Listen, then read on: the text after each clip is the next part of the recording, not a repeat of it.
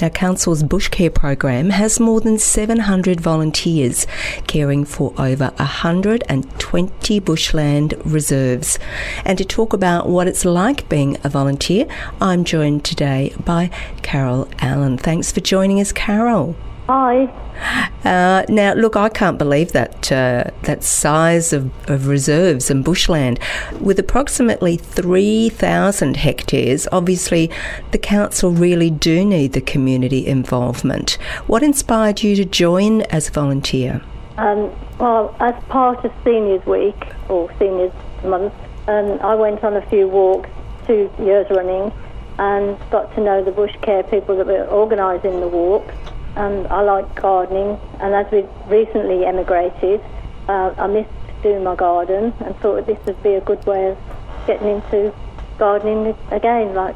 Yeah, well, being a volunteer for 2SSR, I often talk about the benefits of volunteering to friends and family. What have you gained from the experience of volunteering with Bush Care?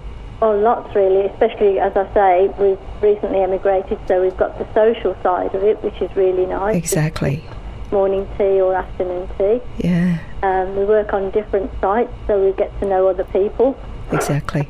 We get taught about bush itself, the regeneration and the plants. So as far as benefits of volunteering, another one that I didn't even think of was my husband is a HR executive, and he said that a lot of people who volunteer, and it shows on their resume, they do get a second look. So that might be something as well. If someone wants to get some experience in this field, I'd say that that's going to be a really good thing for them as well. It doesn't have to be someone who's retired. Oh no, definitely not. In fact, the more younger people they can get involved, the better, because most of the volunteers are seniors.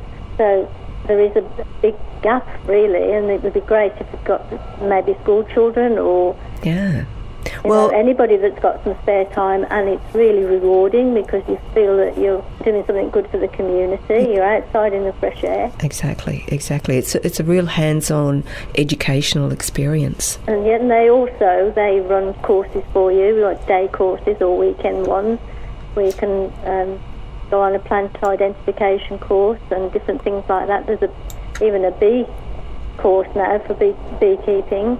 Well, they do run fantastic events throughout the year, but particularly for March coming up, which is the Seniors Festival, they've got 3 really good ones. They've got one on the 18th of March, which is the bird watching.